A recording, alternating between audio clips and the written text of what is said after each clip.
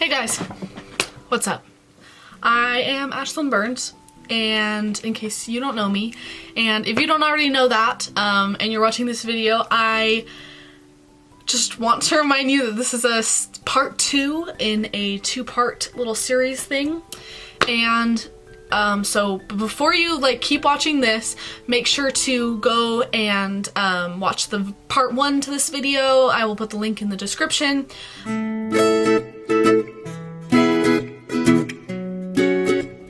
So for those of you who have watched the previous video, the part 1 to this, then I just want to remind everybody of where we left off. So in the last video, I think I was right at the very edge of where I was getting my first epidural injection.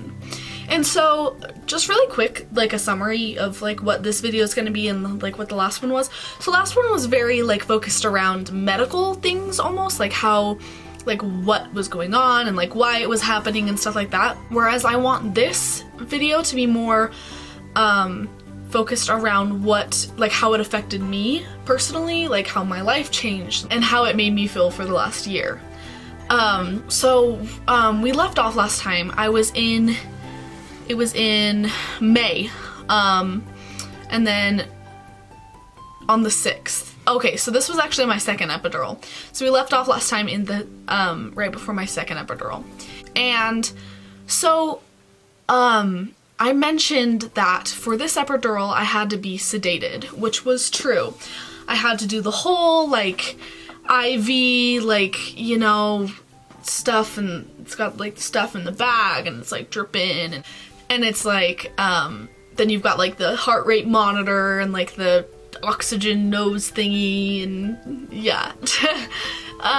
So I had to deal with all of that because I was so stressed about this this shot that because I remembered how bad it hurt last time, that I was like, is there any way that we can have some way for me to be able to chill out? And so I was laying there, and oh my gosh, they hook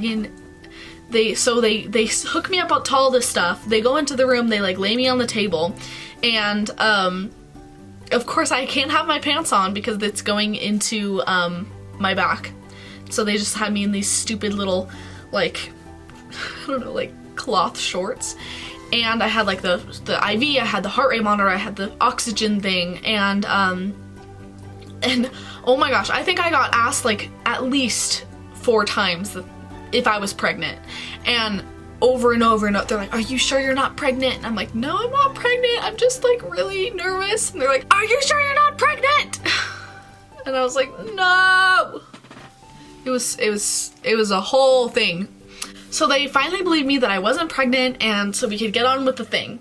And so the thing that they do when you're getting these injections is, it's honestly really smart. I can see why they would do this, but it pissed me off in the moment because I was so what did she ask me about?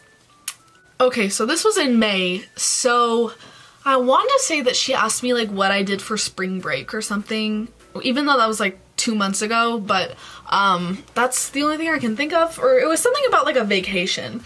And so I'm sitting there and I'm I'm so high, completely just on a whole other planet. And she's trying to ask me she's like, so what did you guys do for, I'm gonna say spring break because I don't remember. She's like, so what did you guys do for spring break? And I was and I'm sitting there and I'm like, oh, well, we went to, what did we do for spring break last year? I don't think we did anything. And so I was like, oh, well, I don't think we did anything, blah, blah, blah, blah, blah. And I was just completely stoned. And I'm thinking that she's just trying to be nice and make conversation and stuff, But as soon as I start talking, as soon as I start explaining what we did, all of a sudden I feel this super burning pain in my back, and I was like, and I was like, wait, what's going on? And of course I quit talking because it hurt so bad. And so after that I was like, what was that? And she was like, oh, that was just the numbing stuff. And I was like, oh, okay. And as if I'm like, because I'm such an idiot and I am incapable of learning my lesson. Her assistant comes over and she starts, this sounds like the most boring conversation ever, but like in the moment it was totally like such a great distraction because her assistant comes over and starts talking about this like bush in her yard that's like really pretty and at this time of year, and I was like, oh yeah, I have one of those in my like right outside my window, and all of a sudden there it is, the stabbing pain, and it's like, for the next 30 seconds it feels like my leg is gonna fall off, and then it's over. And I was like, wow, that's honestly really, really smart to like start a conversation just to distract the patient and like get rid of any, like, I don't know, tension, like, just so that they're not expecting it. But it was just really funny seeing it, like, firsthand and actually noticing that, like, that's what they do in real life. It was so funny. And so, after that, I finally finished it. It was done. It was good. And, then throughout the rest of the summer, so that was in May, and then up until like August, I had taught at my dance studio, and but by the end of August, my back had gotten so bad that I couldn't even teach, like, especially because I was teaching like 3-year-olds, and when you teach 3-year-olds, you have to like bend down a lot, and bending down obviously hurts my back, and so I had to quit my job. And then, like, by the end of the summer, I went from dancing every single day in spring to not dancing at all, having nothing to do, like, completely, just, seriously, like, I had nothing to do. I had so much free time, I don't think I've ever had that much free time since I was, like, 3. Like, that's crazy. So I was just, like, totally thrown for a loop. I was like, I have no idea what I'm gonna do, like, with all of my time. And then throughout the summer as well, I had also been doing physical therapy, and so I had been doing that like twice a week, I think. And so this is another thing for y'all who don't like needles. When I started in August, my physical therapist decided to try this thing called dry needling. And apparently it's like really common. I had never heard of it before, but it's when, so for me personally, I had to do it in my butt. And of course that requires really, really long needles, especially in order to get like down deep near the nerve. And so these needles, I am not even joking you, because he started out with like needles maybe like that long, and he goes, oh no, these are long enough, we're gonna have to get longer needles, and probably the ones that he ended up doing were probably like that long, like just sticking them into my butt. And so what he did was I would like lay, oh my gosh, it was so embarrassing. Oh no. Oh, okay. This poor guy has this 15-year-old girl, and I had to just like drop my drawers right in front of him, and so I had to lay on this thing face down, and he had to stab needles, 4 needles, every time. This long of a needle, and it's all the way into my butt, like it's gone. And that sounds so bad. Ah! You guys know what I'm talking about. I don't mean for this to sound dirty. Okay, so after that, then he would clip these little alligator clips to, well, not really alligator clips, they were like connected to like an electric thingy, like a dude, and turn the thingy, you know? Yeah, so they were connected to one of those, and so he would clip onto each of the needles, and then he would turn up this like, it was like an electric shocker. Like, so not only do I have 4 like massive needles in my butt, but they're also being electrocuted. And the weirdest thing, that if he did it like right, if he put the needles in the perfect right spot, then I am not even joking, my whole butt cheek, would go, and it would jump, and I was freaking out. I was laughing so hard. Especially because like there was another guy in there too, and because he was like in training or whatever, and And so here I am, 15 years old with my butt down, with needles in my butt, being electrocuted while two grown men are standing next to me just like chilling, waiting for like the next 10 minutes for my butt to quit being electrocuted. And I had to do this twice a week for probably 2 months, maybe a month and a half. Yeah, it was, by the end, it was literally just like, yep, whatever, like, here we go again. So after that, we're jumping to October. So that was in August. October was when I got my third injection. And this time it was in my butt and like right where he would dry needle. And so, cause we thought that like maybe that would cause more, like help more. It didn't, but that time I actually got a Valium instead of like the whole injection thing. She was like, I don't think you'll need like a whole sedation type thing because I think this Valium should be good enough. And so that's why she only had me do a Valium, like take like a little Valium pill. So we were hoping that that would like help chill me out enough to just get through this piriformis injection, which is butt. That's like the fancy word for butt cheek. Look at me, I'm such a professional. So when I took the Valium, for some reason, Valium takes like a long time for it to hit me. And like I've asked people and they were like, oh no, yeah, you'll know when it hits you. Like you'll feel it. And I was like, okay, I'm ready. Like I'm so ready to feel like stoned. I'm ready to like sleep for the rest of the day. Like I'm prepped. Well, the thing is that it takes way too long for Valium to like start working, so that I can't just take it like right before the injection and have it do anything. And so I'm sitting there like waiting and I'm like, okay, I'm ready to feel stoned. And 30 minutes later, I don't feel anything yet. And 30 minutes later, I still don't feel anything. And by that time, the injection had already gone through. Like I was perfectly sane for it and I hated it. It was the worst. And then as I was getting out of my car at home, I realized, I was like, whoa, I'm feeling kind of dizzy, like kind of like maybe it's hitting me right now. And then I went and slept for the rest of the day and all through the night too. We love sleeping through school. Nice.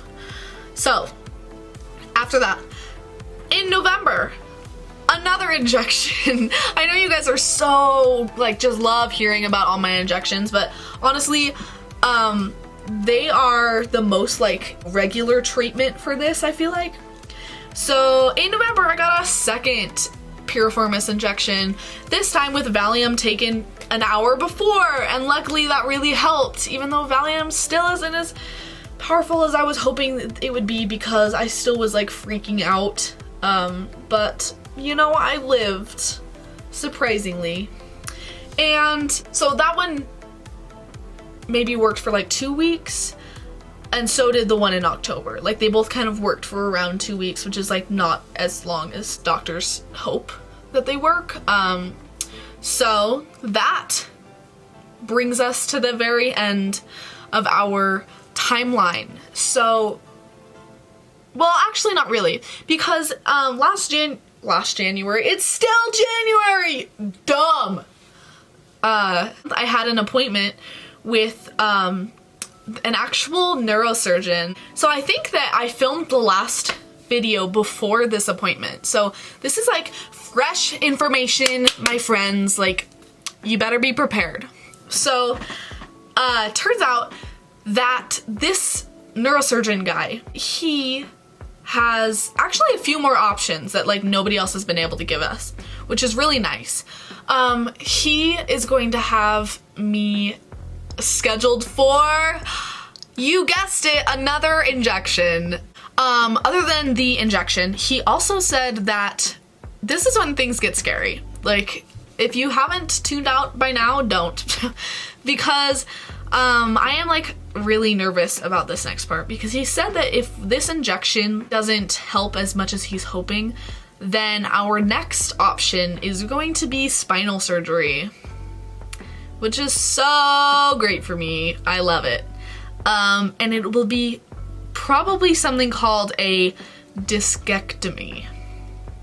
Yeah, so it's like, okay, I don't know what I'm talking about, but I'm just guessing from like what I've heard that It's when a doctor goes in and he takes like, so he said that it's gonna be endoscopic, so it's gonna be like that big of a scar. It's gonna be tiny on my back, and it's when they go in with like teeny tiny little tools, and then they like snip off the part of the disc like you saw in my MRI last time. I guess I'll put it up again. So you can see on the black disc that it's right where the disc is kind of like pushing out, and so he'll go in with scissors and he'll like, not scissors, but he'll go in and he'll like, I don't know, like cut it off. I think that's what it sounded like. So I guess he'll just cut it off, and it'll hopefully not press on my sciatic nerve anymore, and then like I won't have raging sciatica all the time. I'm definitely gonna record that whole situation because I want to keep y'all updated. So if y'all haven't subscribed already, you need to right now, because you do not want to miss the whole spinal surgery situation. But other than that, like that is the actual end of my whole like timeline type thing. And now I want to kind of get into so the way that this like whole back adventure has gone, the thing that has changed the most for me and that has caused me the most grief is school. Because you might not think about it, but like when you have this sort of like life-altering problem, then it's going to, obviously school is like a huge part of my life, and so if I can't walk for more than 10 minutes, if I can't stand for more than 10 minutes, then that's obviously going to affect how my school day goes. And so one of the things that I had to do for this school thing is I had to get what's called a 504 form. And I don't know if you guys have ever heard about a 504 form, but I have everything right here. I have what I'm allowed to do, like what changes I need to have, like stuff like that. So I have here 5 accommodations that I have to do for school. This will follow you until like college. Like it goes all the way through college, because these are usually used for like major life altering problems. So it's not like it's not like a sprained ankle. Like that'll heal, whereas a broken spine will not. And so my first accommodation that I have to have, the student will be allowed to leave without asking to go for a 1 to 2 minute walk when she begins to feel pain. So this might be like, oh my gosh, she gets to just like leave class whenever she wants. That's crazy. Like I wish I could do that. But so that might seem like a great thing, except so the teachers are informed about this whole thing, except the students aren't. And so that leaves a lot of room for speculation and for potential bullying when it comes to students trying to come up with, oh, why is she leaving class? Like, wow, that's stupid. Like, weird looks, like calling names. But we'll get into that in a second. And so I'm basically allowed to get up and leave whenever I want to. It doesn't matter if I have like a substitute. It doesn't matter what hour I'm in. Like, if I hurt because I'm sitting at my desk, I am allowed to stand up and I'm allowed to leave for 1 to 2 minutes.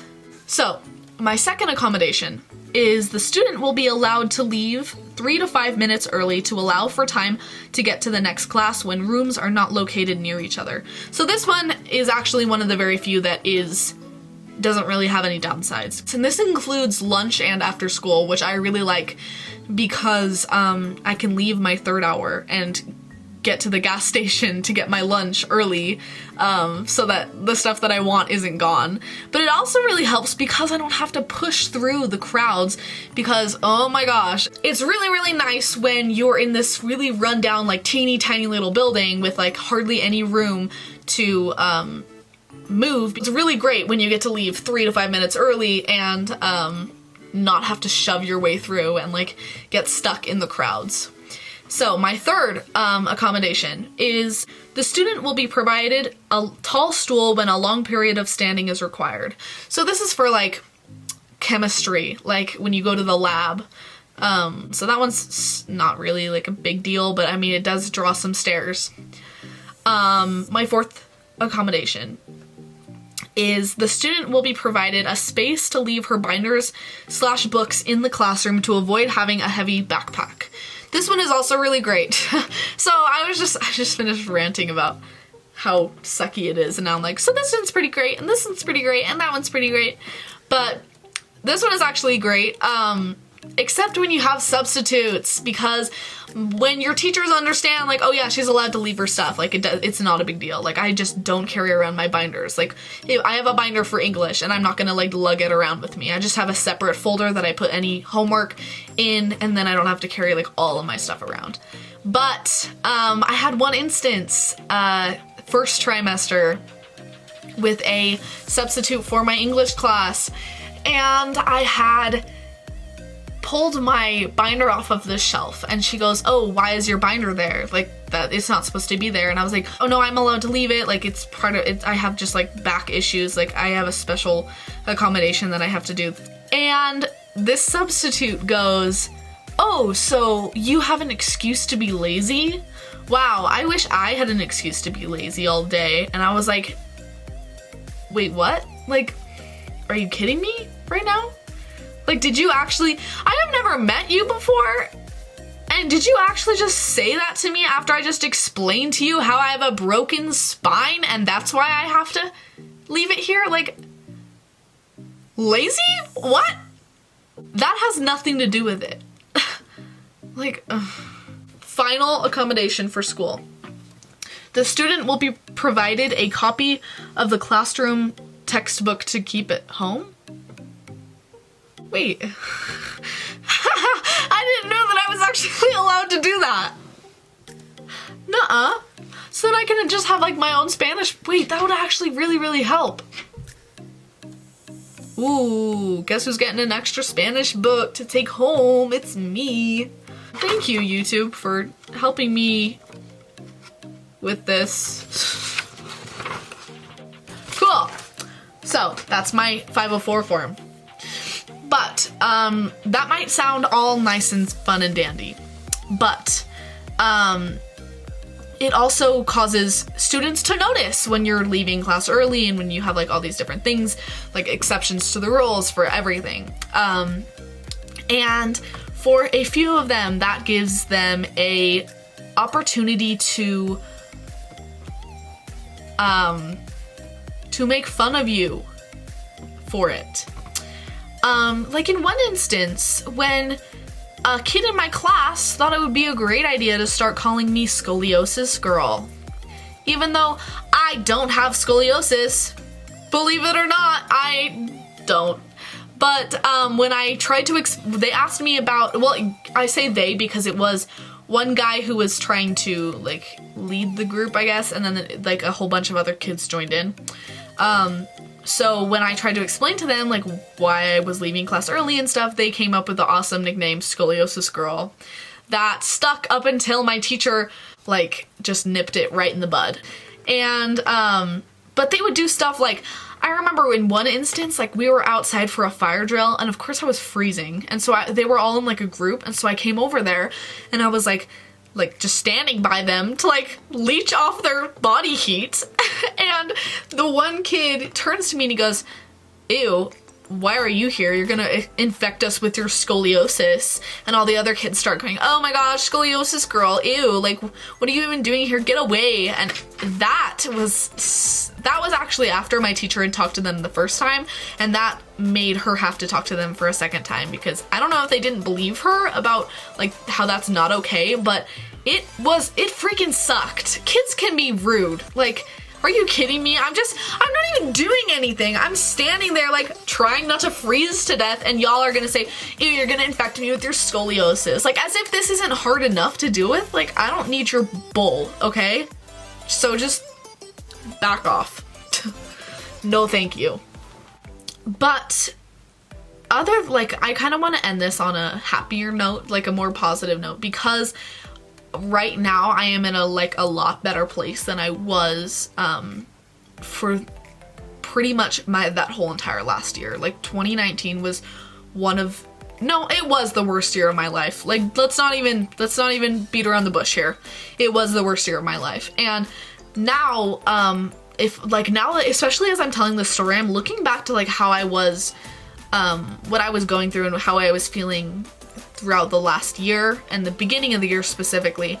And I'm really glad that I have gotten to the point where I've kind of come to terms with this, and I've kind of been able to actually start moving forward and start like dealing with a lot of this again. And now, like, I mean, I am grateful that I have more free time. I mean, especially, even though my free time last year was filled up with stuff that I love to do, like dance, but now I'm kind of like seeing a whole different side of like life, I guess, because I had never had an opportunity where I didn't have to dance all the time. And so now I'm kind of being able to explore other parts of like my passions and other stuff like that. Like, for example, the musical that I'm in, Beauty and the Beast, I'm able to do that, which I had wanted to do like when I was younger, but I just always had dance. Like, dance came first, and so I never really got the opportunity to like kind of like spread my wings and like explore new horizons. And so it's nice to be able to do that, and like being able to do the therapy dog thing with this dude. We actually have our evaluation in our class next week, which I'm hoping to have out for my next video, because I will hopefully be filming like a lot of clips of that, because I'm so excited. He's probably not, well, I really hope that he passes. I was gonna say that he probably won't, but I'm gonna have a positive attitude, right, dude? I don't want to hurt your feelings. And then, not only that, but like, this is the weirdest thing, but like, instead of dance, I've been able to get fish. Like, I don't know why, but I really, really, really enjoy having fish, and I'm gonna show you guys this. This is my, I just spent a whole lot of money on a brand new fish tank to keep for my, oh, you can see him, he's in there. Oh, him, it's a she actually, but I've got like a little African dwarf frog right there. There's my betta fish, Walmart. This one is Target, and then there's another, where are you? There's another African dwarf frog in there, but I can't find her. Her name is Kmart. So it's like Kmart, Target, and Walmart, you know? You feel me? And so I've been able to spend like a lot of my time and a lot of my money on those dudes, which I'm grateful for, because like, what a weird thing for a teenage girl to enjoy, like making an aquarium for her fish. Like, no, but they're doing great. They're thriving. So other than that, that's kind of like my little finale for this video. Like, that's how things are currently. Sure, they're not, this is not where I thought that I was going to be 2 years ago, at all, like, whatsoever. Okay, bye dogs, rude. But I'm honestly not mad that it is where I'm at. Like, I don't know, I'm gonna keep working towards some new things, like making a YouTube channel. I never thought that I would be able to do that. Like, I would never have enough time if I was still dancing. So, I don't know. I'm really glad that you guys stayed through this whole thing, if you even did. According to my previous videos, and most people don't, but if you did, thank you very much. I love you. And if you guys enjoyed this video, please make sure you give it a big thumbs up. Hey Mom, unless you're singing in my YouTube video, I would probably not sing. What is my life? So, other than that, don't forget to subscribe. I'm trying to film. Oh. Bend down, more. There we go. What? Why are you doing that? What? And you say, don't forget to subscribe. Don't forget to subscribe. Follow all my socials. And follow all your socials. Yeah. And press the bell notification. Press the bell notification. The notification bell, sorry. Yeah, that one. She said ditto. Good job. Alright. Peace out.